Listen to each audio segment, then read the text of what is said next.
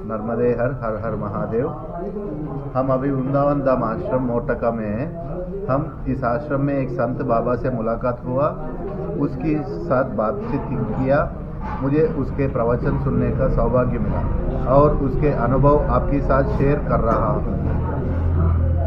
और आप भी ये प्रवचन सुन लीजिए, आपका ज़िंदगी बदल जाएगी। जय श्री राम। जय श्री राम। आपके बारे में थोड़ा बताइए, आपका नाम? हमारा नाम है रामदास। वैसे हमारे गुरुदेव भगवान का दिया हुआ नाम है रघुवंश भूषण दास। गुरुदेव भगवान ने इस शरीर का नाम रघुवंश भूषण दास नाम रखा है, पर जो वर्तमान में जो संत समाज में जो प्रचलित है और इस शरीर को जिस नाम से जाना जाता है वो नाम है रामदास। रामदास। और आपका गुरुजी का, आपका आश्रम का? वृंदावन में सुदामा कुटी आश्रम हमारा गुरुदेव भगवान का आश्रम है और हमारे गुरुदेव भगवान का नाम है श्री श्री 1008 श्री अमरदास जी महाराज, जो सुदामा कुटी के महंत हैं। और ये 1008 और 108 का अंतर क्या होता है? 1008 उस महापुरुष के नाम के आगे 1008 लगाया जाता है जिनका शरीर अभी विराजमान है, और 108 उनके नाम के आगे लगाया जाता है जिन्होंने अभी शरीर छोड़ दिया। और आपका जो लाइफस्टाइल रहते ना, आपका जीवन का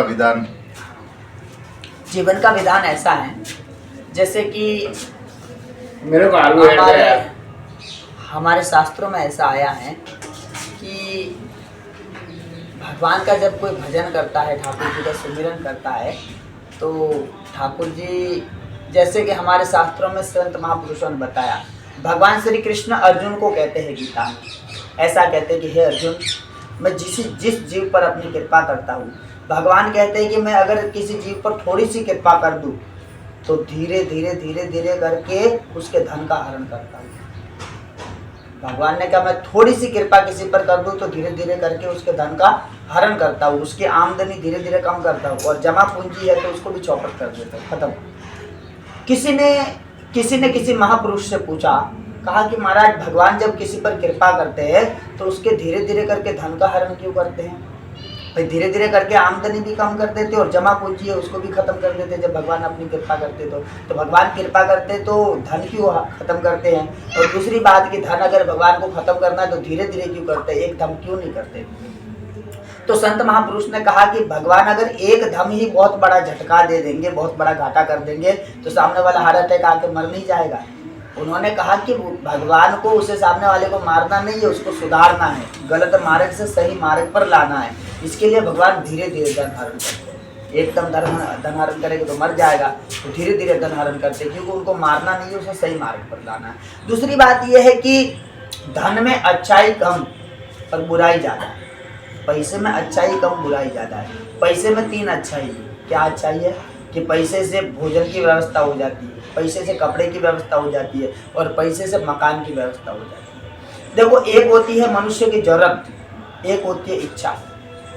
जिस वस्तु के बिना मनुष्य जीवित न रह सके, जिस वस्तु के बिना इस शरीर को हम जीवित नहीं रख सकते, उस वस्तु को कहते हैं जरूरत। और जिस वस्तु के बिना ये शरीर जीवित रह पावे उसको इच्छा कहते हैं। जैसे मान लो रोटी के बिना ये शरीर जीवित नहीं रह सकता, वस्त्र के बिना भी ये शरीर जीवित नहीं रह सकता। ठंडी लगेगी तो वस्त्र चाहिए, ओढ़ने को चाहिए, बिछाने को चाहिए, पहनने को चाहिए, तो वस्त्र के बिना ये शरीर जीवित नहीं रह सकता, और भोजन के बिना भी ये शरीर जीवित नहीं रह सकता। तो रोटी, कपड़ा, मकान, ये 3 मनुष्य की जरूरत है, और बाकी चीज़ें इच्छा में आ जाती है। जैसे मान लो किसी मनुष्य के मन में आए कि चलो कोल्ड ड्रिंक पी लेते हैं, तो कोल्ड ड्रिंक उसकी ज़रूरत नहीं है, इच्छा है। अगर वो पूरे जीवन में एक बार भी कोल्ड ड्रिंक नहीं पिए तो जीवित रह सकता है, फिर भी कोल्ड ड्रिंक पीता है कि कोल्ड ड्रिंक उसकी ज़रूरत नहीं है, इच्छा है। कई बार मनुष्य मान लो कि मेले में घूमने गया, उसके मन में इच्छा हुई कि यार ये जो झूला चल रहा है, झूले में बैठ के थोड़ा झूल लेते। अब झूला उसकी ज़रूरत नहीं है, वो इच्छा है। तो एक होती है इच्छा, एक होती है ज़रूरत। तो जो भी भगवान का भजन करता है, भगवान के आश्रित है, भगवान उसकी ज़रूरत है अवश्य पूरी करते हैं। उसकी ज़रूरत है, भगवान मनुष्य की इच्छाएं पूरी नहीं करते, पर ज़रूरत अवश्य पूरी करते हैं। तो भगवान धन में 3 अच्छाई है, रोटी कपड़ा मकान की व्यवस्था हो जाती है। और बुराई की बात करें तो बुराई बहुत है रुपए पैसे। इतनी बुराई है कि कोई देखो, अगर किसी मनुष्य जैसे कोई भला मनुष्य हो, सीधा साधा भला मनुष्य हो, उसके पास अगर जरूरत से ज्यादा धन आ जाए तो वो बिगड़ जाएगा। भला मनुष्य बिगड़ जाएगा जरूरत से ज्यादा धन हो जाए तो। मनुष्य के पास जरूरत से ज्यादा धन हो जाए तो पराई नारी के चक्कर में पड़ जाएगा, उसके अंदर नशे पत्ते की आदतें आ जाएगी। सीधा साधा जो मनुष्य था वो घमंडी बन जाएगा। कई सारे तो धन में अच्छाई कम बुराई ज्यादा है। इसके लिए भगवान जब किसी मनुष्य पर थोड़ी सी कृपा करते तो पहले धीरे धीरे धन आरण करते, पहली कृपा। भगवान जब अपनी दूसरी कृपा करते हैं तो दूसरी कृपा में क्या करते कि परिवार, जो परिवार के लोग हैं उनसे जो रिश्ते हैं उन रिश्तों को भगवान, उन रिश्तों में भगवान दरारें पैदा कर देंगे। पहली कृपा में भगवान धन हरण करेंगे और दूसरी कृपा जब भगवान करेंगे तो जो शरीर के जो रिश्तेदार हैं उन रिश्तेदारों के जो रिश्ते हैं उनमें बीच में दरार पैदा कर देंगे। मतलब उनसे जो अच्छी बनती थी, अच्छी पटती थी, वो धीरे धीरे अब गड़बड़ाने लगेगी। गड़बड़ाने क्यों लगेगी? क्योंकि संसार के जितने भी लोग हैं सब स्वार्थी है, मतलबी है। दुनिया के मनुष्य सब मतलबी है, सब स्वार्थी है। जैसे मान लो दुनिया के लोग कैसे हैं, संसार के लोग ऐसे हैं जैसे मान लो एक बैल होता है। एक बैल जब हल में चलता है, जब बैलगाड़ी में चलता है तो उसको सुंदर सुंदर भोजन दिया जाता है। अच्छा हरा घास खिलाया जाएगा, सुंदर सुंदर भोजन दिया जाएगा। लेकिन जब बैल बुढ़ा हो जाता है, ना हल में चलने लायक बचता है, ना बैलगाड़ी में चलने लायक बचता है, उस समय लोग उसके नाक की रस्सी को काट देते हैं और उसको छोड़ देते हैं। फिर ये नहीं देखते कि भाई ये भूखा है कि प्यासा है, कि इस पर ध्यान नहीं देते। लेकिन जब तक वो बैलगाड़ी में चलता है, हल में चलता है, तब तक टाइम से टाइम भोजन वगैरह ध्यान रखते हैं। उसी प्रकार जब मनुष्य के पास धन आता रहता है, धन होता है, तो जो शरीर के रिश्तेदार है वो भी उससे जुड़े रहते हैं। लेकिन जब उसके पास जमा पूंजी भी चौपट हो गई, आमदनी भी खत्म हो गई, तो ऑटोमेटिक जो शरीर के रिश्तेदार है धीरे धीरे ऑटोमेटिक उनके स्वभाव में बदलाव आने लगता है। वो पहले जो मीठा मीठा बोलते थे धीरे धीरे वो कड़वा बोलने लगते हैं। तो पहली कृपा भगवान के धन हरण करते हैं। दूसरी कृपा है भगवान की शरीर के रिश्तेदारों से। शरीर के रिश्तेदारों में जो आसक्ति है, जो मोह है, उस मोह को भगवान दूसरी कृपा करते तो मोह को खत्म कर देते हैं। ये मोह जो है ना, ये मोह मनुष्य का बहुत बड़ा दुश्मन है। एक वर्तमान में ऐसी कथा आती है कि एक बार संतों की मंडली जा रही थी। संतों की मंडली जा रही थी तो उसमें जो मैन मुखिया थे, उन्होंने मंडली जा रही थी तो मैन मुखिया साधु ने देखा कि एक कोई जवान लड़का एक बुड्ढे की पिटाई कर रहा है, जूते से उसको मार रहा है। तो महात्मा ने देखा यार जवान लड़का बुड्ढे को मार रहा है। वो महात्मा जो मंडली का मुखिया था वो मंडली रोक के गया। तो महात्मा को आता हुआ देख के वो जवान लड़का वो बुड्ढे को छोड़ के घर में घुस गया। फिर वो महात्मा वहां गया, उस बुड्ढे को पूछा भाई ये कौन था जवान लड़का, आपको क्यों पीट रहा था? तो उसने कहा ये जवान लड़का मेरा बेटा है, ये मुझे पीट रहा था। तो महात्मा ने कहा कि पूरा जीवन भर तूने कमा के इनको दिया, बचपन में इनको बड़ा किया, लालन पालन किया, जवान किया, और आज ये तुझे पीट रहा है। तो पूरा जीवन तो तूने इनके पीछे खपाई दिया कमाने में वगैरह। अब तू बुढ़ा हो गया, अब यहाँ काहे को पड़ा है? हमारे साथ चलो, हमारे साथ चलो, साधु बन जाओ। तुमको हम खाने को देंगे, पीने को देंगे, और तुम बीमार हो जाओगे तो इलाज कराएंगे, और शरीर छोड़ दोगे तो तुम्हारा अंतिम संस्कार भी हम करेंगे। जो हम खाएंगे वो तुमको खिलाएंगे, हम पिएंगे वो तुमको पिलाएंगे, और हमारे साथ चलो। तो बुड्ढे ने कहा अरे बाबा जी मेरा बेटा है, मेरे को पीटता है तो तुमको क्या करना? मेरा बेटा है, मेरे को मारता है तो मारने दो, तुम्हें क्या करना, तुम जाओ अपना काम करो। मतलब वो मार खा लेगा बेटे की, पर बेटे को छोड़ के जाने को तैयार नहीं। इसी को कहते हैं मोह। इसको क्या कहते हैं? मोह। उस मनुष्य को पता है कि ये घर वाले, ये लोग जो है ये मेरा बुरा सोचते हैं, ये कोई मेरा भला नहीं चाहते, ये सब मेरा बुरा चाहते हैं, ये मेरे को मारना चाहते हैं, ये मेरा बुरा चाहते हैं, ये मुझे मारना चाहते। उसे पता है कि ये सब लोग घर के मेरा बुरा सोच रहे, मुझे मारना चाहते हैं, पर फिर भी वो उनको छोड़ के जा नहीं सकता। इसी को कहते हैं मोह। इसको क्या कहते हैं? मोह। तो भगवान जब दूसरी कृपा करते तो जो शरीर के रिश्तेदार है उनसे मोह खत्म करवाते। दूसरी कृपा मोह खत्म। पहली कृपा में धन खत्म, दूसरी कृपा में मोह खत्म। और भगवान जब तीसरी कृपा करते हैं तो तीसरी कृपा में क्या करते हैं? घर छुड़ाते। उसकी चाहे घर छोड़ने की इच्छा हो चाहे नहीं हो, और तीसरी कृपा जब भगवान करते हैं तो एक ऐसी भगवान लीला चलाते हैं उसे घर छोड़ के भागना ही पड़ता है। मतलब भगवान एक ऐसी लीला रचते हैं कि घर छोड़ के जाना उसकी एक मजबूरी बन जाती है। मतलब उसके पास और कोई मार्ग ही नहीं बचता। मतलब उसको ऐसे उसके पास घर छोड़ के निकलने के अलावा और कोई मार्ग, उसको कोई ऑप्शन ही नहीं रहता उसके पास, जब भगवान तीसरी कृपा करते हैं। और भगवान जब अपनी चौथी कृपा करते हैं तो चौथी कृपा में साधु संतों का संग दे देते हैं। साधु संतों का संग मिल जाता है चौथी कृपा में। और चौथी कृपा में जब साधु संतों का संग मिलता है तो वो साधु संतों के संग बैठकर भगवान का गुण अनुवाद श्रवण करता है और फिर उसका मन इस संसार सागर से उठ जाता है। फिर उसको ऐसा साधु संतों के संग बैठकर भगवान का सत्संग सुन के उसे लगता है कि भाई ये संसार के जो लोग हैं ये सब मतलब ही है, या हमारे जो शरीर के रिश्तेदार है ये सब मतलब ही है। फिर साधु संतों के पास आता है, साधु संतों से गुरु मंत्र ले लेता है और गुरु मंत्र लेकर फिर संतों के साथ रहकर साधु बन जाता है। लेकिन भगवान जब अपनी पांचवी कृपा करते हैं तो पांचवी कृपा में क्या है कि उनके शरीर में कोई कोई रोग उत्पन्न कर देते हैं भगवान स्वयं। अच्छा, रोग उत्पन्न क्यों करते हैं? रोग भगवान इसलिए उत्पन्न करते हैं क्योंकि उसके पूर्व जन्म के कुछ पाप होते हैं, भगवान उन पापों को भुगवाना चाहता है। एक भक्तमाल में कथा आती है, एक संत थे जिनका नाम था जगन्नाथ दास जी। उनके शरीर में बहुत सारे रोग थे, वो स्वयं उठ के लघु शंका नहीं कर सकते थे, तो उनके दो शिष्य थे, वही उनको उठाकर लघु शंका डोल डाल वगैरह कराया करते थे। एक दिन रात को जगन्नाथ दास जी को लघु शंका लगी। अब उन्होंने आवाज लगाया अपने शिष्यों को, पर पता नहीं उस दिन उनके शिष्य हो सकता है थक गए हो या कोई बात हो, उठ नहीं पाए।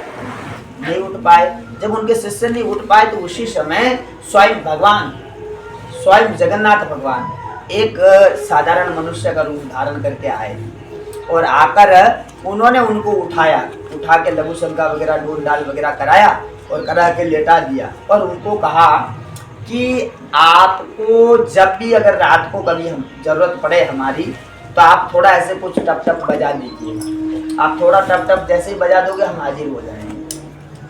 उस दिन के बाद उनको रात को कभी भी जरूरत पड़ती तो वो केवल थोड़ा ऐसे बजा देते तो वो तुरंत वहाँ हाजिर हो जाते।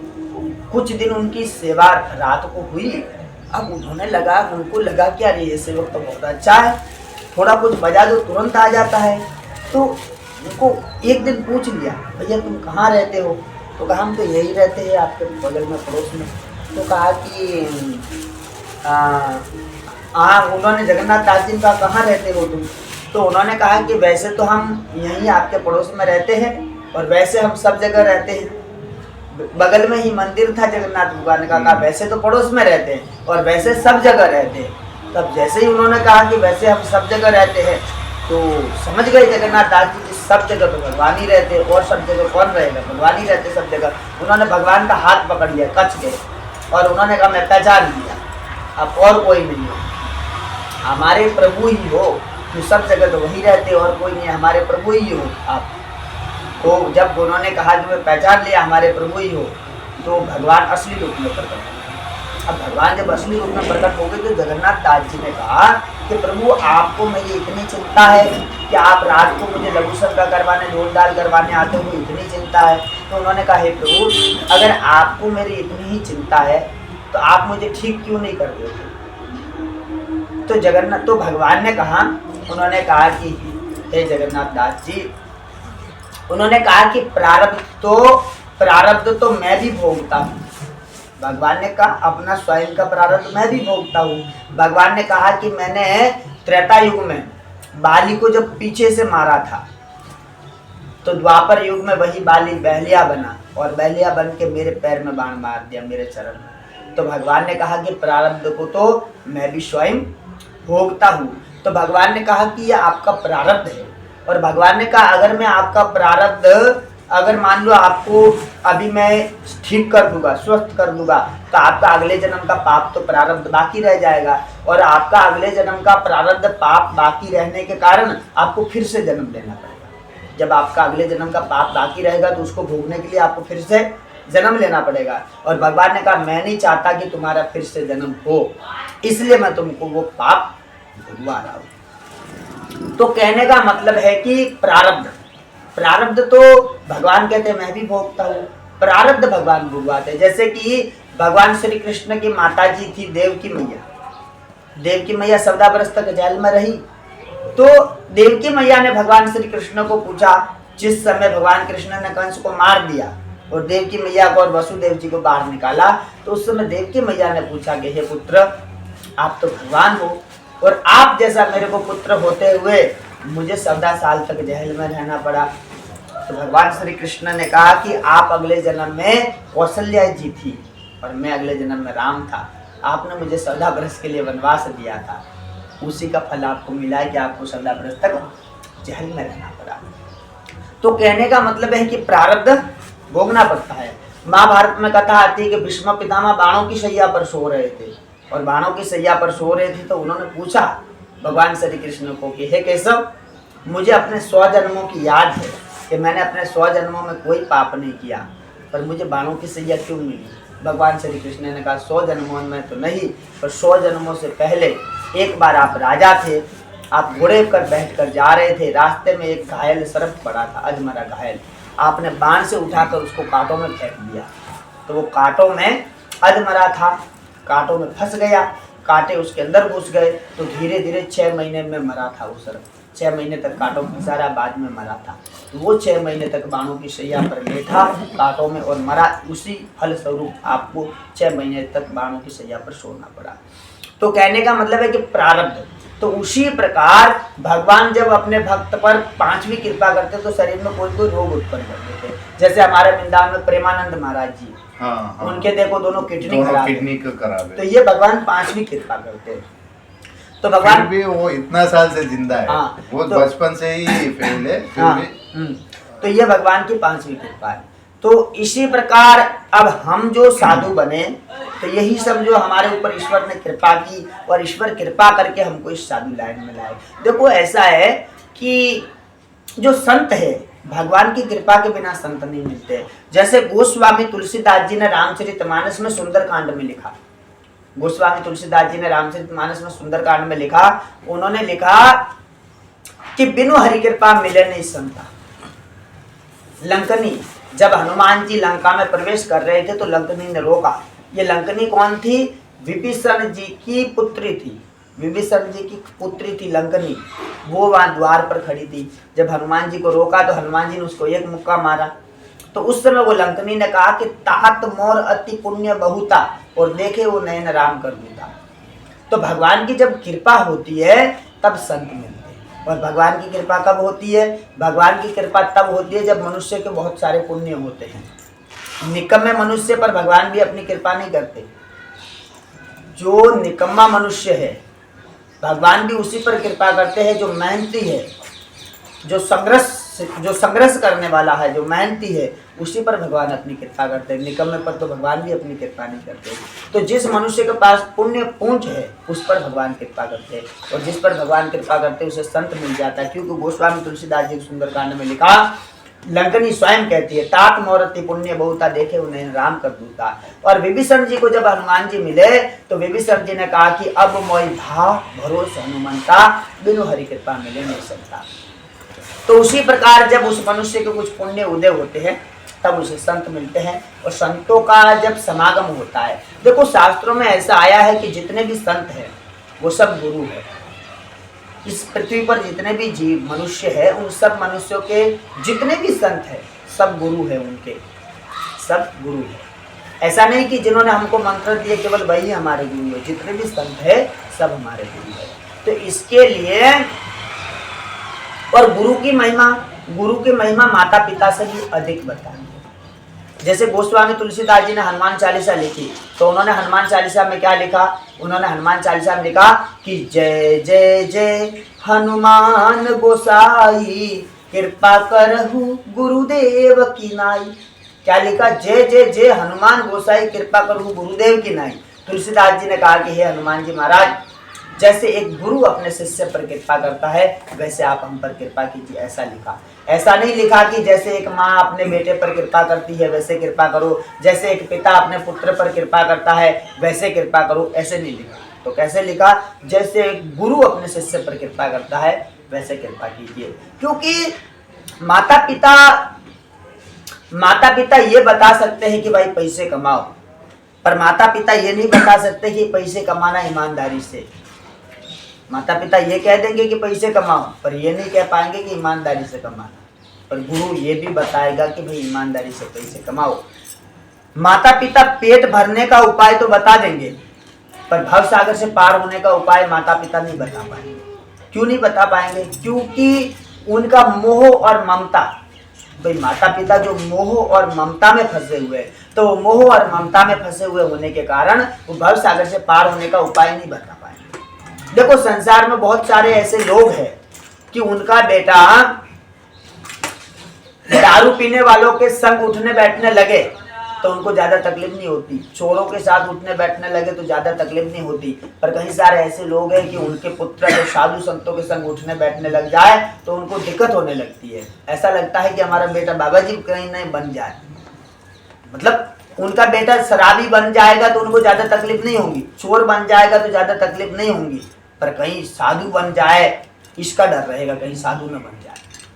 तो कहने का मतलब है कि मोह माया में फंसे हुए होने के कारण अपने पुत्र को सही मार्ग नहीं बता पाते। पर एक संत जो होता है, गुरु होता है, वो भव सागर से पार होने के लिए सही मार्ग बता देता है। इसीलिए लिखा गोस्वामी तुलसीदास जी ने कि जय जय जय हनुमान गोसाई कृपा प्रभु गुरुदेव की नाम। और कुछ बोलिए। और मेरा जिंदगी में ऐसा एक हुआ था, मैं एक बार एक बंदा को भगवत गीता दी, उसका घर में थोड़ा तकलीफ है, उसका शांति नहीं। मैं एक बार जाके ये पढ़ लो तो शांति तो मिल जाएगा, पैसा तो कमाने का वो बात तो मैं नहीं बोल रहा हूँ, शांति तो मिल जाएगा। मैं उसको बेटे को दिए, उसका माँ देख के बोला नहीं नहीं नहीं ये अभी नहीं पड़ेगा क्योंकि वो सोचेगा जैसा ये पढ़े तो जल्दी जाके बाबा बन जाएगा ऐसा है, वैसे ही सोचेगा। अभी देखो क्रिश्चियंस में हर छोटा बच्चे से लेकर बड़ा तक हर संडे, हर रोज छोड़ के भी संडे संडे तो बाइबल पढ़ाएगा, पढ़ता है। उसका माँ बाप भी अच्छा, बच्चे का हाथ में बाइबल देख के उसको भी संतुष्ट हो जाएगा। और बचपन से ही मुसलमान को भी कुरान पढ़ना सिखाते। और हमारे हिंदू धर्म में ये नहीं है, और ये बुक पकड़ लिए तो सोचेगा हाँ ये बाबा बन जाएगा ऐसा है। देखो जैसे कि हमारे क्या है कि बहुत सारे लोग अज्ञान में डूबे हुए हैं, बहुत सारे लोग अज्ञान में डूबे हुए हैं। बहुत सारे लोग तो ये मानते हैं कि पैसे ही सब कुछ है। बहुत सारे लोग ऐसे हैं कि वो मानते हैं कि पैसे ही सब कुछ है, पर हमारे साधु संत कहते हैं कि पैसे सब कुछ नहीं है। इस दुनिया में बहुत सारी ऐसी वस्तु है जो पैसे से नहीं मिल सकती। जैसे कि एक होती है नारी, एक होती है धर्म पत्नी। जो मतलब कि जो पर पुरुषों में आसक्त है, मतलब एक नारी का जो धर्म होता है, जो उस धर्म पर नहीं है उसको कहते हैं नारी, और जो उस धर्म पर है उसे कहते हैं धर्म पत्नी। तो शास्त्रों में लिखा है कि पैसे से नारी मिल सकती है पर धर्म पत्नी नहीं। धर्म पत्नी पैसे से नहीं मिलेगी, धर्म पत्नी ईश्वर की कृपा से मिलेगी। तो लिखा है कि पैसे से नारी मिल सकती है पर धर्म पत्नी नहीं। पैसे से नौकर मिल सकता है पर सेवक नहीं। पैसे से पुस्तक मिल सकता है पर विद्या नहीं। पैसे से सुंदर बेड और सुंदर गद्दा मिल सकता है पर नींद नहीं। हमारे शास्त्रों में ऐसा लिखा है कि 9 लोगों को रात को नींद नहीं आती। 9 लोगों को रात को नींद नहीं आती। वो 9 कौन है? एक तो वो जिनकी ईश्वर से सच्ची लगन लगी है, जिनकी प्रभु से सच्ची लगन लगी है, उनको रात को नींद नहीं आती। जैसे हमारी मीराबाई को रात को नींद नहीं आती थी।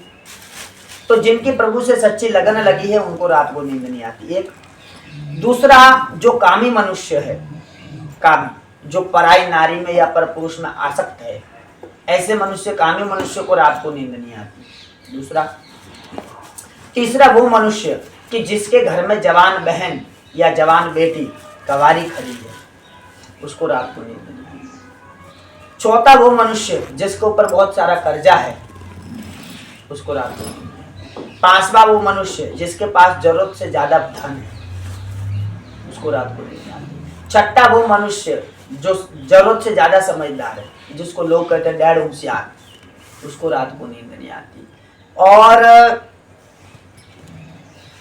एक जो रोगी है, शरीर में कोई रोग है, तकलीफ है, उसे रात को नींद नहीं आती। इसी प्रकार 9 लोग बताए गए जिनको रात को नींद नहीं आती। तो कहा गया कि पैसे से सुंदर बेड या सुंदर गद्दा खरीदा जा सकता है पर नींद नहीं, और पैसे से भोजन मिल सकता है पर भूख नहीं, भूख को नहीं खरीदा जा सकता। और पैसे से मास्टर को खरीद सकते हैं पर सतगुरु को नहीं, है कि नहीं। इसी प्रकार दुनिया में कई सारी चीजें हैं जो धन से नहीं मिल सकती। अब देखो, रुपए पैसे से शादी भी नहीं होती। शादी जो है ना, शादी भी पैसे से नहीं होती। जैसे ये दुनिया है, इस दुनिया में कई सारे लोग हमको ऐसे देखने को मिलते हैं कि जिनके ना तो खाने के ठिकाने हैं, ना रहने के ठिकाने हैं। उन लोगों की शादियां हो गई, यूं छुट्टी में हो गई, ज्यादा मेहनत भी नहीं करनी पड़ी। और कई सारे लोग हमको ऐसे देखने को मिलते हैं जो करोड़पति है, करोड़ों की संपत्ति है, पर उनकी शादियां नहीं हुई। कई सारे लोग तो, कई सारे करोड़पति ऐसे भी लोग हैं जो बुढ़े होकर मर गए, उनकी शादी नहीं हुई। और कई सारे ऐसे भी लोग हैं जिनके घर में ना खाने के ठिकाने, ना रहने के ठिकाने, और उनकी शादी अभी ठीक से, उनकी जवानी भी नहीं आई, उससे पहले हो गई, है कि नहीं। तो कहने का मतलब क्या है कि पैसे से तो शादी भी नहीं होती। अगर पैसे से शादी होती तो कई सारे करोड़पति लोग वो बुढ़े होने को आ गए, अब तक शादी क्यों नहीं हुई।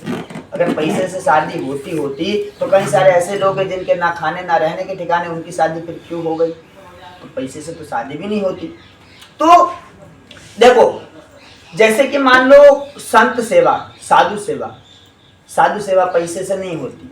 हम जैसे कि ब्रज 84 कोष की परिक्रमा चलती है, ब्रज 84 कोष की परिक्रमा, तो हम ब्रज 84 कोष की परिक्रमा में निकले, तो हमने वहां ऐसा देखा कि कई सारे जो गरीब घर है, मतलब कि जिनका घर देखने से ऐसा लगता है कि इन लोगों के पास ज्यादा धन नहीं है, जिनके कपड़े और घर देखने से लगता है कि इनके पास ज्यादा धन नहीं है। हमने देखा कि वो लोग परिक्रमा में जो जा रहे हैं, उन साधु संतों के लिए अपने घर के आगे कोई चाय लेके खड़ा है, कोई खिचड़ी प्रसाद लेके खड़ा है, कोई शरबत लेके खड़ा है। लेकिन कई सारे ऐसे भी हमने घर देखे कि बड़ी बड़ी कोठी बनी हुई है और उनके घर के आगे साधु संतों के पीने के लिए पानी तक नहीं है। तो क्या है, पैसे से साधु सेवा थोड़ी होती है। पैसे से साधु सेवा नहीं होती, पैसे से राम कथा नहीं होती, पैसे से रास लीला नहीं होती, पैसे से तीर्थ यात्रा नहीं होती, पैसे से कोई भी परमार्थ का कार्य नहीं होता। कई सारे गरीब लोग हैं जो परमार्थ का कार्य कर लेते हैं और कई सारे धनवान हैं जो नहीं कर पाते। तो ये साधु सेवा है, गौ सेवा है, ये कोई शुभ कार्य है, राम कथा, कृष्ण कथा, रामलीला, रासलीला, ये पैसे से नहीं होता।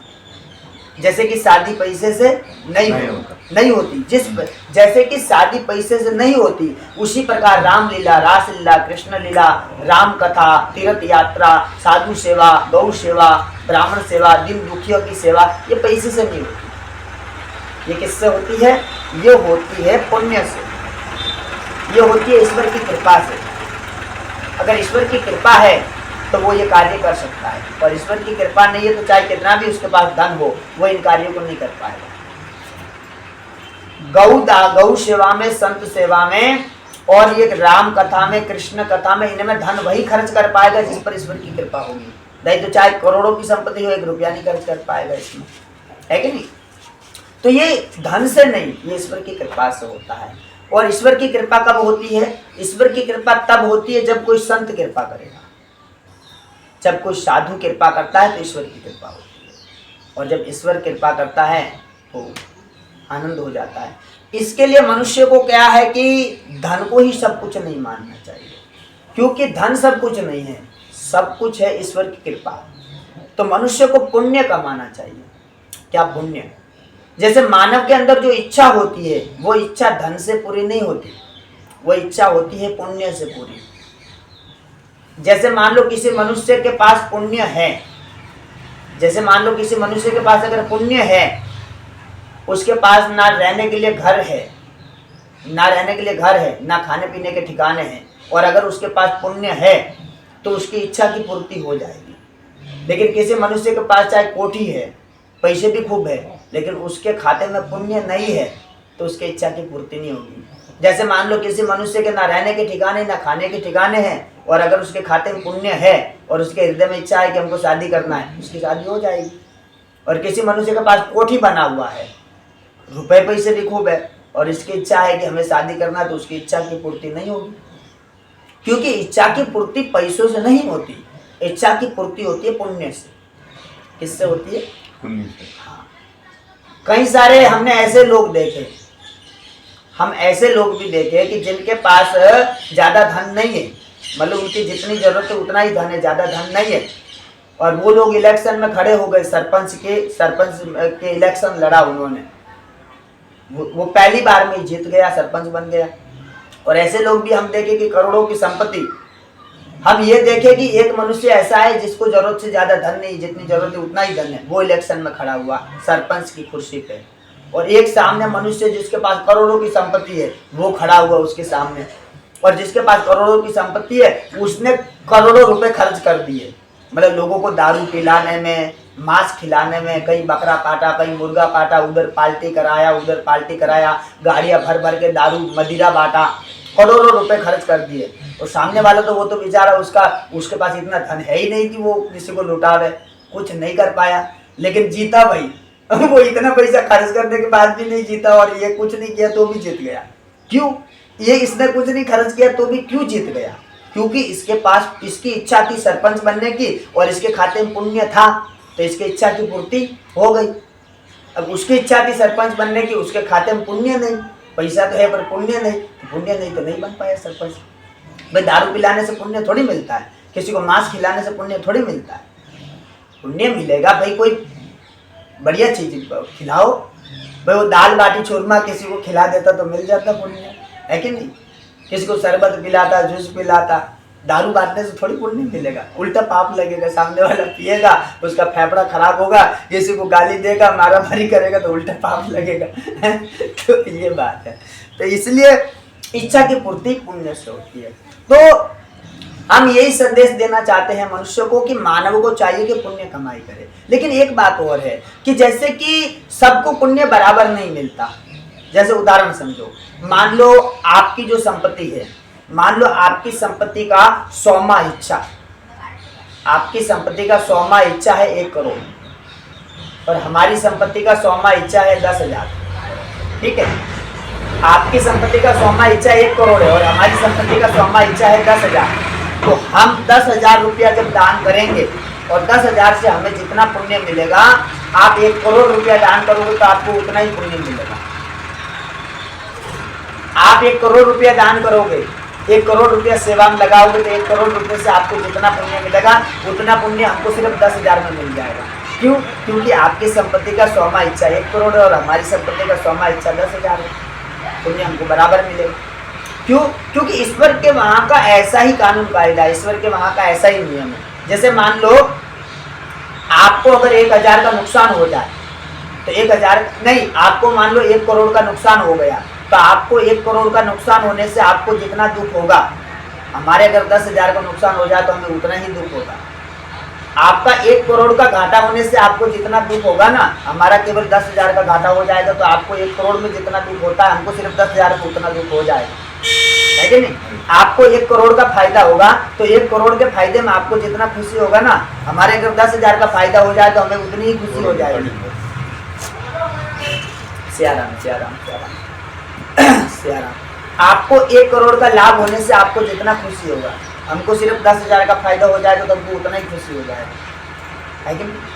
तो नुकसान होगा तो दुख बराबर, फायदा होगा तो खुशी बराबर। इसीलिए दान करेंगे तो पुण्य बराबर, ऐसा ईश्वर के हाँ।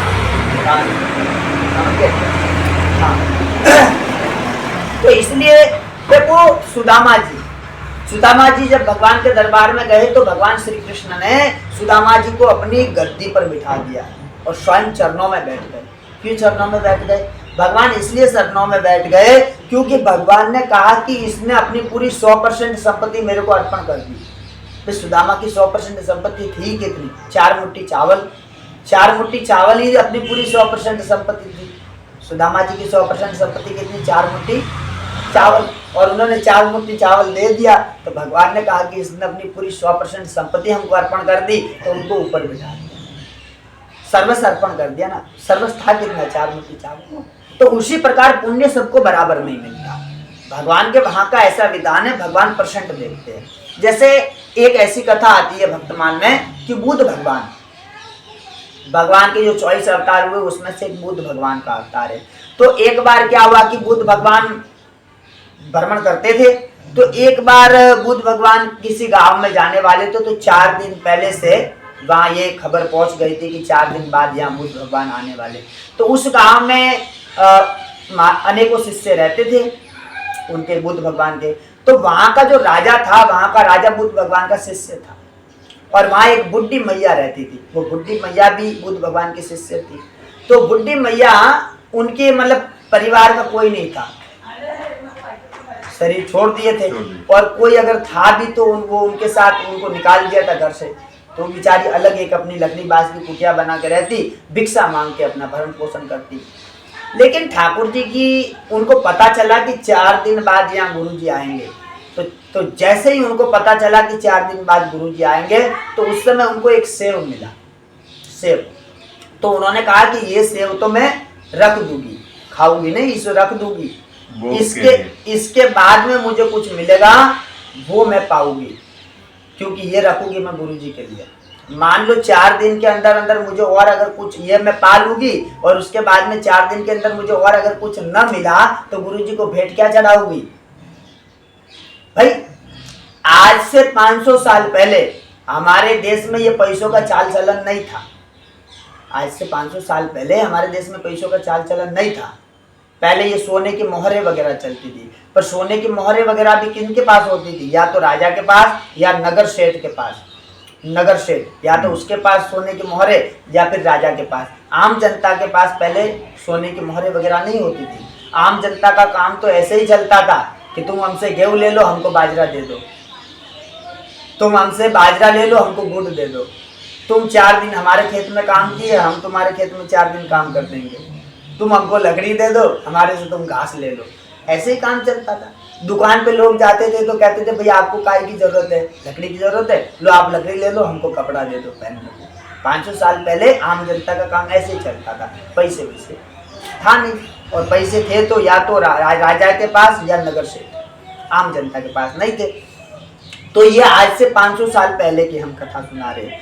तो बुद्ध भगवान जब वहां गए तो बुढ़ी मैया ने कहा कि भाई ये सेब है, इसको मैं खा लूंगी, और 4 दिन के अंदर मुझे और कुछ न मिला तो गुरु जी को क्या भेंट दूंगी? उसको उन्होंने रख दिया। लेकिन ईश्वर की कोई ऐसी लीला रही कि वो बुढ़ी मैया को 4 दिन के अंदर उसके बाद कुछ मिला ही नहीं, खाने को भिक्षा में मिला ही नहीं। उन्होंने 4 दिन तक वो संभाल के रखा। 4थे दिन जब वहां बुद्ध भगवान आए तो बुढ़ी मैया 4 दिन की भूख के मारे उनका शरीर कांप रहा था। शरीर जो कांपता है ना, शरीर कांपने के कई सारे कारण हैं।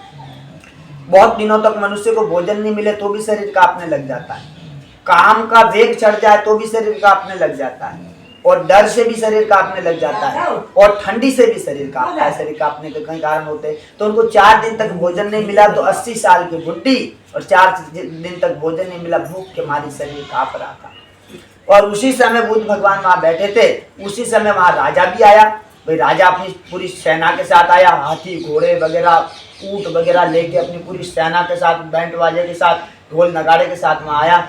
और उसी समय वो बुढ़ी मैया भी एक कपड़े में लपेटे हुए वो सेब का फल लेके आई। भाई बुद्ध भगवान तो स्वयं भगवान है, अंतर्यामी है, सबके हृदय की जानने वाले हैं।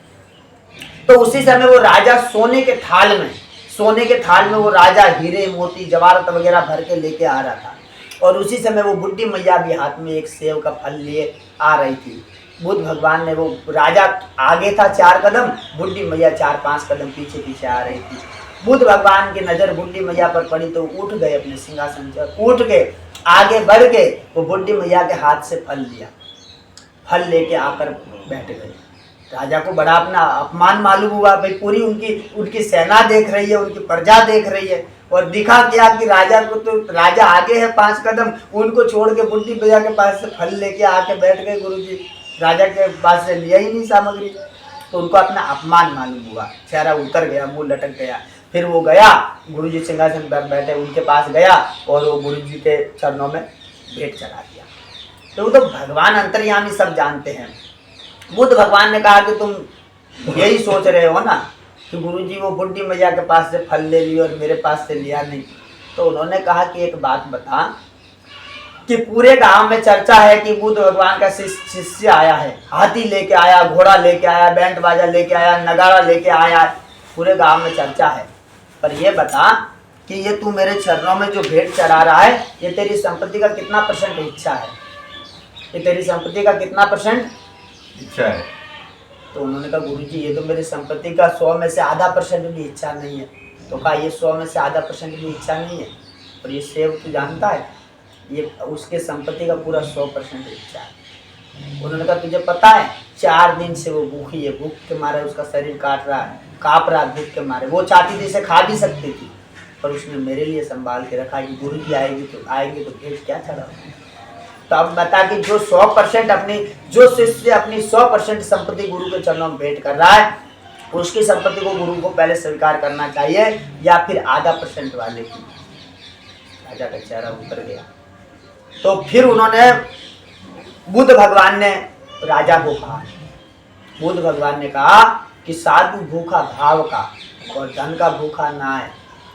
साधु भूखा भाव का, धन का भूखा नहीं है, और जो धन का भूखा फिरे वो तो साधु ना है। बुद्ध भगवान ने कहा साधु भाव का भूखा होता है, धन का नहीं, और जो धन का भूखा फिरता है वो साधु नहीं। तो उन्होंने कहा कि उसकी 100% संपत्ति है, इसके लिए हमने पहले स्वीकार की है।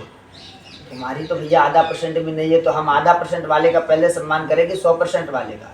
तो उसी प्रकार पुण्य सबको क्या है, अब मान लो बुड्ढी मैया ने 1 सेव दान किया, अब बुड्ढी मैया के 1 सेव दान करने से उनको जितना पुण्य मिला होगा उतना पुण्य राजा को कब मिल सकता है? जब राजा अपनी पूरी संपूर्ण संपत्ति दान कर दे। राजा जब अपने पास कुछ न रखे, पूरी संपूर्ण अपनी संपत्ति जब दान कर दे, तब राजा को उतना पुण्य मिल सकता है जितना बुड्ढी मैया को 1 सेव में मिल गया। क्यों? क्योंकि उसकी पूरी 100% संपत्ति को एक थैली थी। तो भगवान के वहां का हिसाब किताब कैसा है, सबको बराबर पुण्य नहीं मिलता, देखा जाता है। जैसे राम सेतु का निर्माण हुआ, तो राम सेतु का निर्माण हुआ तो वहां कई सारे बलशाली वानर थे, अब मोटे पहाड़ के पहाड़ उठा के ला रहे थे और रख रहे थे। पर वहां एक गिलहरी थी, गिलहरी, वो गिलहरी अपने मुंह में छोटे छोटे कंकड़ दबा के लाती और वो राम सेतु में डाल देती। किसी वानर ने कहा, ए गिलहरी, तेरे ये छोटे छोटे कंकड़ से क्या हो रहा है यहाँ राम सेतु में? हम इतने मोटे मोटे पहाड़ ला रहे, तू इतना छोटा छोटा कंकड़ ला के डाली, तेरे छोटे छोटे कंकड़ से यहाँ क्या हो रहा? तो गिलहरी ने कहा कि मेरे छोटे छोटे कंकड़ से चाहे कुछ हो या मत हो, पर हमें ये पता है कि राम सेतु का जब इतिहास लिखा जाएगा तो उसमें हमारा नाम भी जरूर आएगा। गिलहरी ने कहा कि चाहे हमारे छोटे छोटे कंकड़ डालने से कुछ हो या मत हो, पर ये हमको पता है कि जब राम सेतु का इतिहास लिखा जाएगा, इतिहास गाया जाएगा, तो उसमें हमारा नाम भी अवश्य आएगा। तो राम जी ने जब वो गिलहरी को देखा, राम जी ने वो गिलहरी को उठाया, अपने हथेली पर रखा और उसको लाल गुलाल किया, और राम जी ने अपने मुख से कहा कि यह इस राम सेतु में सबसे बड़ा योगदान इस गिलहरी का है। राम जी ने कहा इस राम सेतु में सबसे बड़ा योगदान इस गिलहरी का है। कुछ वानरों ने कहा वो कैसे प्रभु? तो राम जी ने कहा कि वो ऐसे कि इस गिलहरी ये जितना जो भी कर सकती थी, इसने पूरा अपना बल लगा कर किया। मतलब जितना जो कुछ भी कर सकती थी, अपने पूरी ताकत पूरा बल लगा कर किया। जैसे उदाहरण समझो, एक मनुष्य के अंदर 25 किलो वजन उठाने की शक्ति है, उसने उठाया 20 किलो। एक मनुष्य का अंदर आधा किलो उठाने की शक्ति है, पर वो पूरा आधा किलो उठाकर चला। तो राम जी की दृष्टि में बड़ा योगदान किसका होगा? आधा किलो वाले का, क्योंकि उसके अंदर आधा किलो उठाने की ताकत थी, तो पूरा आधा किलो उठाया तो सही। इसके अंदर 25 किलो उठाने की शक्ति थी, वो 20 ही लेके चल रहा है। तो राम जी की दृष्टि में बड़ा योगदान वो आधा किलो वाले का है, क्योंकि ईश्वर भाव का भूखा है। ईश्वर कोई किसी धन का या किसी वस्तु का भूखा थोड़ी है। अब मान लो जो लक्ष्मी का पति है, जो माता लक्ष्मी का पति है, उसको कोई पैसे देकर खुश कर सकता है? जो लक्ष्मी पति को कोई पैसे देकर खुश कर सकता है? लक्ष्मी पति को कोई पैसे दे देगा, कितना दे देगा? लक्ष्मी पति को कोई पैसे से खुश कर देगा? नहीं करेगा ना। अब जो गंगा मैया, जिनके चरणों से गंगा मैया प्रकट हुई, उनको कोई जल चढ़ा के खुश कर देगा? कितना जल चढ़ाएगा, है कि नहीं? तो कहने का मतलब है कि ईश्वर कोई वस्तु का भूखा थोड़ी है, ईश्वर भाव का भूखा है, भाव का। तो उसी प्रकार ईश्वर यह देखता है कि जैसे मान लो कहीं मंदिर बन रहा है, मंदिर में मान लो सब जन ने बराबर योगदान दिया, तो उसमें सबसे अधिक कृपा किस पर होगी? जिसका परसेंट ज्यादा होगा। भगवान वहां परसेंट देखते, किसका कितना परसेंट है, जिसका परसेंट ज्यादा उस पर ज्यादा कृपा, ऐसा होता है। तो उसी प्रकार मनुष्य को क्या पुण्य कमाना चाहिए। कई सारे मनुष्य, ये हम कथा इसलिए सुनाई कि कई सारे मनुष्य ऐसा भी सोच सकते हैं कि महाराज जी कह रहे कि पुण्य कमाओ, तो कई सारे लोग ये सोच सकते हैं कि भाई हमारे पास तो ज्यादा रुपए पैसे नहीं है, अब हम कैसे पुण्य कमावे। तो इसलिए हम बता रहे हैं कि भाई पुण्य सबको बराबर नहीं मिलता। तो रही बात दूसरी ये है कि जैसे कि पृथ्वी 3 प्रकार की होती है। एक धरती होती है बंजर भूमि, एक भूमि होती है बीच वाली, जिसको हम बंजर भी नहीं कह सकते, ज्यादा अच्छी भी नहीं कह सकते, ठीक ठीक। एक भूमि होती है नंबर 1 क्वालिटी की। तो जो नंबर 1 क्वालिटी की भूमि होती है वो कैसी होती है? वो ऐसी होती है कि उसमें अगर हम 1 किलो बीज बो देंगे तो वो भूमि हमको 100 किलो दे देगी। 1 किलो बो दो तो 100 किलो दे देगी। उसी प्रकार मनुष्य भी 3 प्रकार के पाए जाते हैं। एक तो जो दुष्ट मनुष्य, जैसे दुर्योधन जैसे, रावण जैसे, कुंभकर्ण जैसे, वो क्या कहते हैं हिरण्यकश्यप जैसे, कंस जैसे। एक तो दुष्ट मनुष्य। एक मनुष्य ऐसे होते हैं जिनको हम ना तो अच्छा कह सकते ना बुरा कह सकते, बीच वाले, ठीक ठीक, ना अच्छा ना बुरा, ठीक ठीक। एक मनुष्य होते हैं सबसे उत्तम, भगवान का भजन करने वाले, जो राम रंग में रंगे हुए भगवान का भजन करने वाले सबसे उत्तम एक मनुष्य है कि नहीं। तो जैसे कि जो दुष्ट मनुष्य है वो बंजर भूमि की तरह है, उनकी कोई सेवा कर दो, कुछ खिला पिला दो तो कुछ मिलने वाला नहीं है, व्यर्थ। तो दुष्ट मनुष्य की सेवा कर दो तो कोई पुण्य नहीं है, और उनकी पिटाई कर दो तो कोई पाप भी नहीं लगता। रावण जैसे लोग हैं, हिरण्यकश्यप जैसे लोग हैं, दुर्योधन जैसे लोग हैं, ऐसे लोगों की पिटाई कर दो तो पाप भी नहीं लगता, उनको पीटने का पाप नहीं लगता, और उनको कोई सेवा कर दो तो उसका पुण्य भी नहीं मिलता, कि वो बंजर भूमि है कि नहीं। एक होते हैं ठीक ठीक, जैसे एक जो बीच वाली भूमि होती है, बीच वाली भूमि में अगर बीज बो दोगे तो चलो कमाई नहीं होगी तो कम से कम जितना खर्चा लगा उतना तो आ ही जाएगा। लेकिन नंबर 1 की भूमि, उसमें 1 किलो बो दोगे तो 100 किलो मिल जाएगा। तो उसी प्रकार जो भगवान का जो भजन करने वाले लोग हैं, जो राम रंग में रंगे हुए लोग हैं, वो उत्तम भूमि की तरह है। उनकी सेवा में 1% कोई खर्च करता है तो उसे 100%, 100 गुना मिलता है, 100%। जैसे मान लो भगवान के भजन करने वाले को कोई 1 रोटी खिला देगा तो भगवान उसके लिए 100 रोटी की व्यवस्था कर देंगे। उनको 1 चाय का कप कोई पिलाएगा, राम जी उसके लिए 100 चाय के कप की व्यवस्था कर देंगे। उनको 1 गिलास पानी पिला देगा, राम जी उसके लिए 100 गिलास पानी की व्यवस्था कर देंगे। उनको 1 धोती दे देगा, राम जी उसके लिए 100 धोती की व्यवस्था कर देंगे। उनको जो कुछ दिया जाता है 100 गुना मिलता है। उनको कोई 1 गाली दे देगा, राम जी उसके लिए 100 गाली की व्यवस्था कर देंगे। उनको कोई 1 थप्पड़ मार देगा, राम जी उसके लिए 100 थप्पड़ की व्यवस्था कर देंगे। उनको कोई 1 धक्का मार देगा, राम जी उसके लिए 100 धक्के की व्यवस्था कर देंगे। मतलब उन जो भगवान का भजन करने वाले हैं वो उत्तम भूमि की तरह, उनमें जो भी वो 100% मिलेगा, 100 गुना मिलेगा, ऐसा। लेकिन मिलेगा वही जो बोओगे वही मिलेगा। ऐसा नहीं कि खेती में बो तो ज्वार और काटने को मिले बाजरा, या बो गेहूं और काटने को मिल जाए कुछ और, नहीं, जो बोओगे वही मिलेगा, है कि नहीं, जो बोओगे वही मिलेगा।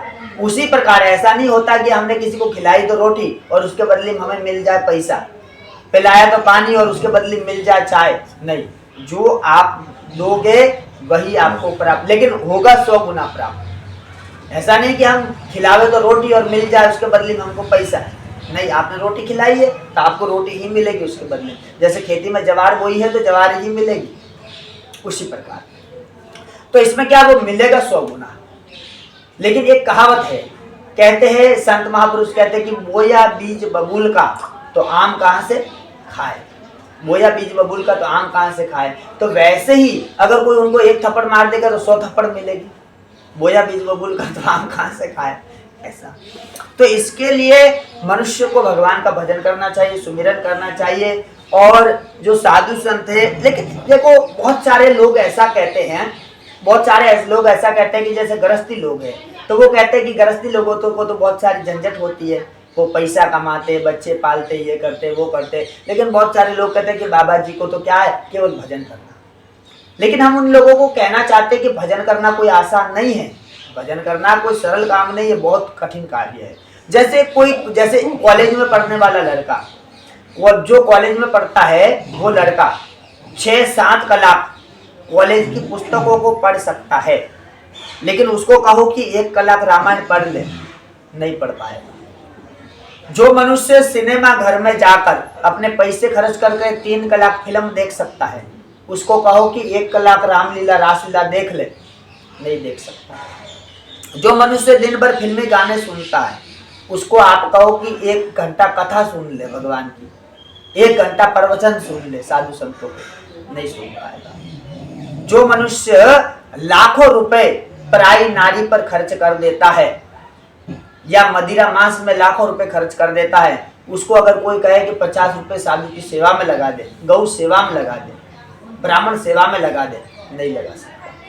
क्योंकि भजन करना कोई आसान नहीं है, भजन करना कोई आसान नहीं। जो भजन करते हैं वो बिरले लोग हैं, जो भजन करते हैं वो बिरले लोग हैं। भजन करना कोई आसान नहीं, कोई खिलवाड़ नहीं, सबके बस की बात नहीं भजन करना। जो भजन करते हैं वो बिरले लोग हैं। इसके लिए हम उन लोगों को कहना चाहेंगे कि भाई कोई लोग कहते हैं कि बाबा जी को क्या है केवल भजन करना, गृहस्थी को बहुत सारी झंझट है। तो हम उन लोगों को कहना चाहेंगे भैया भजन करना कोई आसान नहीं है।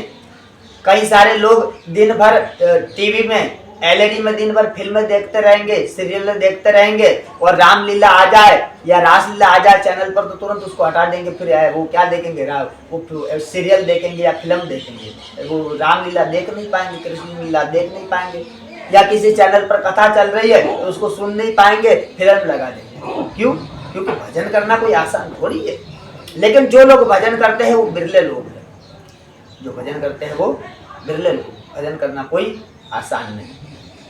हाँ, तो इसीलिए देखो ऐसा है, जैसे मान लो कि अगर कोई गृहस्थी अगर ये सोच ले कि खाओ पियो मौज उड़ाओ, तो उनका जीवन कोई कठिन नहीं है। लेकिन अगर कोई गृहस्थी ये सोचे कि एक गृहस्थ का जो धर्म होता है उस धर्म का हमें पालन करना है, तो गृहस्थी का जीवन कोई आसान नहीं है, बहुत कठिन है। कोई गृहस्थ अगर ये सोच ले ना कि एक गृहस्थ का जो धर्म होता है उस धर्म को हमें निभाना है, उस धर्म का पालन करना है, तो गृहस्थी का जीवन कोई आसान नहीं है, बहुत कठिन है। उसी प्रकार अगर कोई बाबा जी ये सोच ले कि क्या खाओ पियो मौज उड़ाओ, तो बाबा जी के जीवन क्या कठिन है, कुछ नहीं। लेकिन कोई संत अगर ये सोचे कि एक साधु का जो धर्म होता है उस धर्म को हमें निभाना है, उस धर्म पर चलना है, तो साधु का जीवन बड़ा कठिन है भैया। साधु का जीवन बहुत कठिन है। भक्तमाल में एक कथा आती है कि एक संत थे, उनका नाम था कृष्ण पयाहारी जी। पयाहारी उनको इसलिए कहते थे क्योंकि केवल वो दूध पीते थे। सियाराम सियाराम सियाराम सियाराम सियाराम। पयाहारी उनको इसलिए कहते थे क्योंकि केवल वो दूध पीते थे। जो केवल फल खाता है उसको कहते हैं फलाहारी, और केवल दूध पीता है उसे पयाहारी कहते हैं। तो एक संत थे कृष्ण पयाहारी जी नाम के संत, वो गुफा में बैठकर भजन करते थे। एक दिन गुफा में बैठकर भजन कर रहे थे, और गुफा में बैठकर भजन करे तो गुफा से बाहर निकले तो उन्होंने क्या देखा कि उनके गुफा के बाहर द्वार पर एक शेर बैठा। तो उन्होंने मन में विचार किया कि ये तो हमारा अतिथि है। क्या है? अतिथि। अच्छा, अतिथि किसको कहते हैं? अतिथि उसको कहते हैं कि जिसके आने की कोई तिथि न हो, जिसके आने की कोई तिथि न हो उसको अतिथि कहते हैं। जैसे कि ये तारीख है कि नहीं, आज से 300 साल पहले हमारे देश में कोई जानता ही नहीं था कि तारीख क्या होती है। ये तारीख किसने निर्माण किया? अंग्रेजों ने। अंग्रेजी लोगों ने ये तारीख हमारे भारत में लाया, नहीं तो आज से 300 साल पहले हमारे यहाँ कोई तारीख जानता ही नहीं था। और आज से 300 साल पहले हमारे देश में मोटरसाइकिल, मोबाइल तो छोड़ो, ट्रेन भी नहीं था। ट्रेन का निर्माण किसने किया? अंग्रेजों ने। पर अंग्रेजों ने ट्रेन का निर्माण किस लिए किया? उन्होंने अपने स्वार्थ के लिए। अंग्रेजों ने हमारे देश के भले के लिए या हमारे भलाई के लिए नहीं, उन्होंने अपने स्वार्थ के लिए ट्रेन का निर्माण किया। अच्छा, अंग्रेजों का क्या स्वार्थ था? उनका स्वार्थ ये था कि अंग्रेजों ने देखा कि भारत में बहुत सारा सोना है। क्या है भारत में? सोना, बहुत सारा सोना। इतना सोना कि हमारे भारत को आज से 300 साल पहले हमारे भारत को सोने की चिड़िया के नाम से जाना जाता था।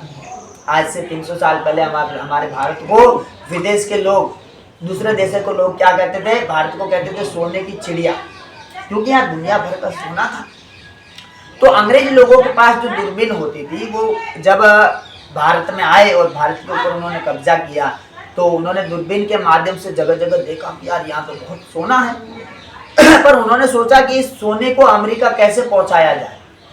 तो उन लोगों ने रेलवे शिला लगाया, ट्रेन का निर्माण किया, और उन्होंने कई सारे बड़े बड़े मंदिरों को तोड़ के, कई सारे पहाड़ों से, गुफाओं से सोना निकाल के, ट्रेनों के डब्बों में सोना भर के उसको कहाँ पहुंचाया? जगन्नाथपुरी समुद्र के किनारे।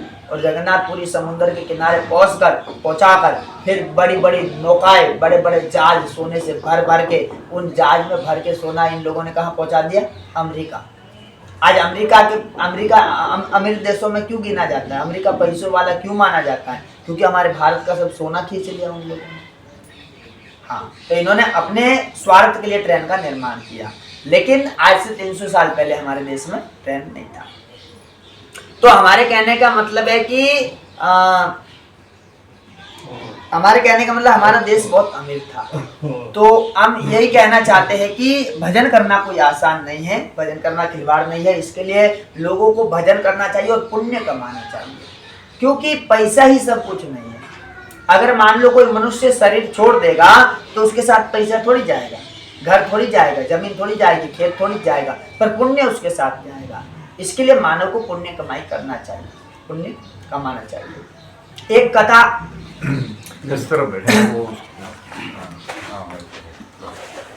एक कथा आती है। कथा ऐसी आती है कि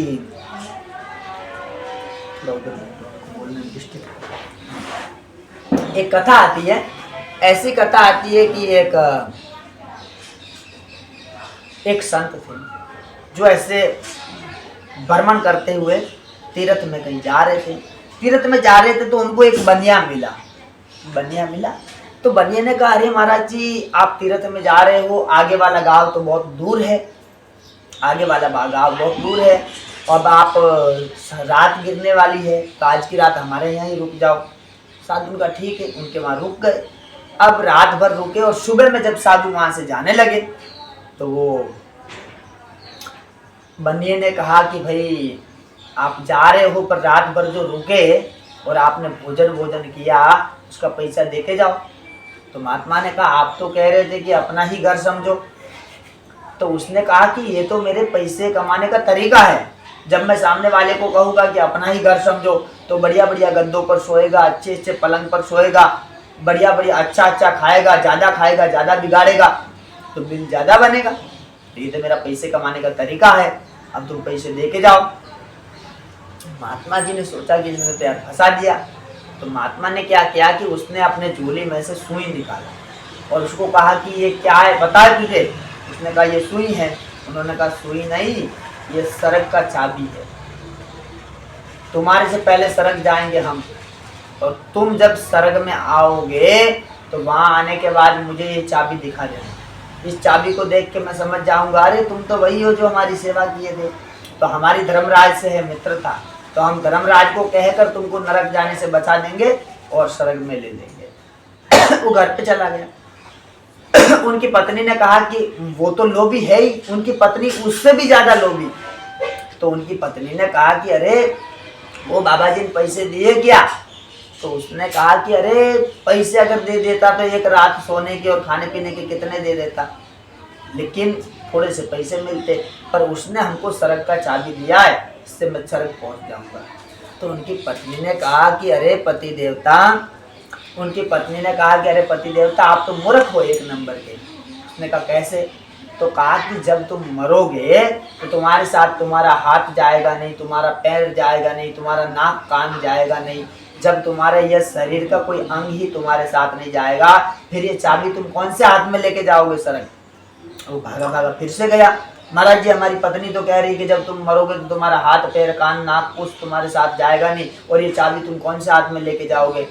तो महात्मा ने कहा तभी तो मैं तेरे को कह रहा हूँ कि जब तू एक सुई तक अपने साथ ले नहीं जा सकता तो इतना सारा धन संपत्ति है, हमारा एक रात का पैसा छोड़ दे। उसने कहा ठीक है। अब वो वापिस गया तो उसकी पत्नी ने कहा बाबा जी ने पैसे दिए? तो उसने कहा कि बाबा जी ने तो पैसे नहीं दिए, पर उसने कहा कि मैं अगर मूर्ख हूँ तो तू माँ मूर्ख है। उसने कहा वो कैसे? तो उसने कहा कि तुझे जब पता है कि हम मरेंगे तो सुई तक ले नहीं जा सकते, ये तुझे पता है, तो इतना सारा ये जो गड्डिया है रुपए पैसे की, ये इस गड्ढे में क्यों दबा रखी है? इनको बाहर निकाल, और इससे हम साधु सेवा करेंगे, गौ माता की सेवा करेंगे, ब्राह्मण की सेवा करेंगे, जिससे हमको पुण्य की प्राप्ति होगी। तो पैसे तो हमारे साथ नहीं चलेंगे, पर ये पुण्य तो हमारे साथ चलेगा। ये पुण्य हमारे यहाँ भी काम आएगा और ऊपर भी काम आएगा। इसके लिए इस धन को हम पुण्य कमाते हैं, इस धन को सेवा में लगाकर। तो फिर उन्होंने धन को सेवा में लगाकर पुण्य कमाया। तो एक सुई तक साथ चल नहीं सकता। इसके लिए हम लोगों को कहना चाहते हैं कि भाई कुछ पुण्य कमाओ, क्योंकि आपके देखो अर्थ कहते हैं पैसे को, अर्थ से होता है धर्म। अर्थ से क्या होता है? धर्म। धर्म से मिलेगा पुण्य। अर्थ से होता है धर्म, और धर्म से होती है कामना की पूर्ति। अर्थ से होगा धर्म और धर्म से होगी कामना की, कामना माने इच्छा, धर्म से इच्छा की पूर्ति होगी, और इच्छा की पूर्ति होने से मोक्ष मिलेगा। भाई जब मनुष्य शरीर छोड़ता है ना, उस समय अगर उसकी कोई इच्छा बाकी रह गई तो फिर से जन्म होता है, लेकिन उसकी कोई इच्छा नहीं, सब इच्छाएं पूरी हो गई तो मोक्ष मिल जाता है।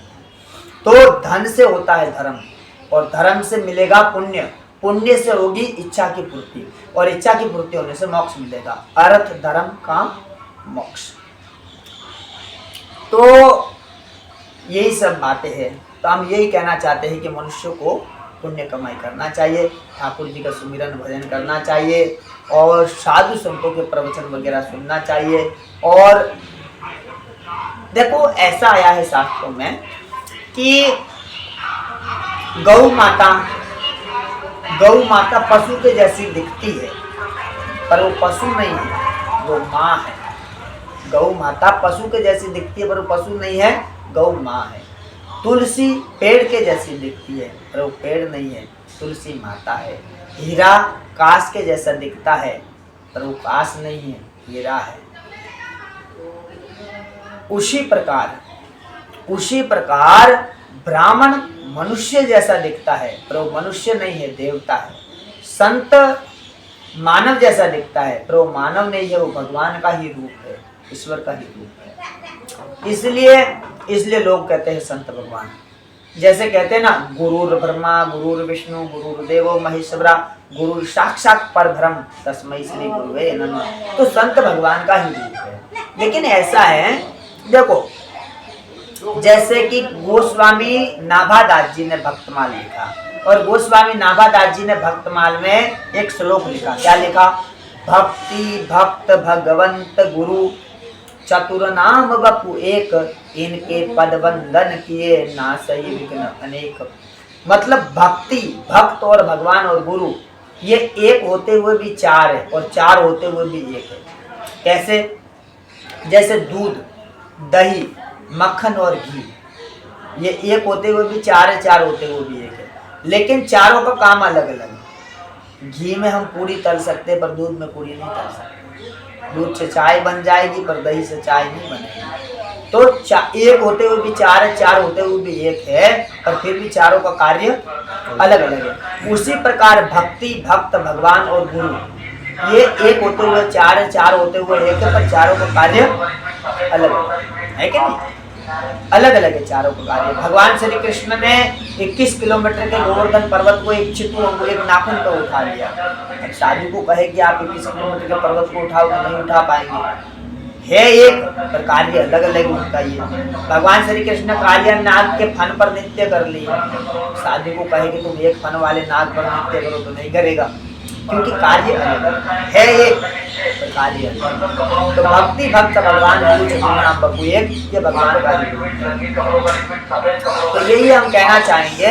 देखो जैसे ये शरीर, इस शरीर में कितनी दुनिया, बहुत सारी शरीर में हड्डी है, सब हड्डी की अपनी अपनी जगह, सब हड्डी की महिमा है। पर इस शरीर में जितनी भी हड्डियां है उसमें से सबसे ज्यादा कौन सी हड्डी की महिमा है? वो है रीढ़ की हड्डी। बहुत सारी हड्डी है, सब अपनी अपनी जगह सबकी महिमा है, पर सबसे ज्यादा महिमा है रीढ़ की हड्डी की। रीढ़ की हड्डी टूट गई तो खेल खत्म। उसी प्रकार जो धर्म है, धर्म की रीढ़ की हड्डी क्या है? धर्म के रीढ़ की हड्डी क्या है? गौ, ब्राह्मण और साधु, ये तीनों धर्म के क्या है? रीढ़ की हड्डी।